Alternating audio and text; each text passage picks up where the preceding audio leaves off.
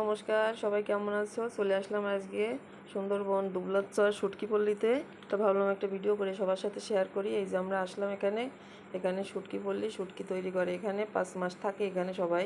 শীতের সময় 5 মাস, কিন্তু গরমের সময়, বর্ষাকালের সময় 5 মাস এখানে থাকে না সবাই, কারণ এখানে জলের তলে থাকে জায়গাটা। আর এখন যখন জোয়ার আসে তখন তো প্রায় এদের ঘরের কাছে কাছে জল চলে আসে। আমরা তো জোয়ারে আটকা পড়ে গেছিলাম অনেক কষ্টে, তারপরে বের হলাম। তা দেখি শুটকি মাছের ওইদিকে যাই, মাছা পদ্ধতি, তারপরে ঝুলানো পদ্ধতি, বিভিন্ন পদ্ধতিতে মাছ শুকায় এরা। আর এই যে জোয়ারের জল এই পর্যন্ত চলে আসে।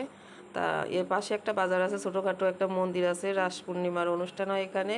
এনাদের সাথে কথা বললাম, এনাদের বাড়ি বেশিরভাগ সাতক্ষীরা, তালা, তারপরে পাটকিলঘাটা ওইদিকে বাড়ি। এনারা 5 মাস এখানে থাকে, এখান থেকে বাড়ি যায় না। এখান থেকে বেরোতে গেলে অন্ততপক্ষে 4-5 ঘন্টা সময় লাগবে জলপথে যাওয়ার। বাইরে যাওয়ার কোনো তেমন একটা সুযোগ সুবিধা নেই, এমনকি নেটওয়ার্কেরও খুব সমস্যা। আর বিভিন্ন ধরনের মাছ আছে, ইচ্ছে করলে আপনি এখান থেকে শুটকি মাছ নিয়ে যেতে পারেন যদি আপনি শুটকি মাছ খেতে পছন্দ করেন। আমি অবশ্য পছন্দ করি না, যে জন্য নিলাম না। আর এইগুলো ছুরি শুটকি, দেখতে সুন্দর লাগছে না?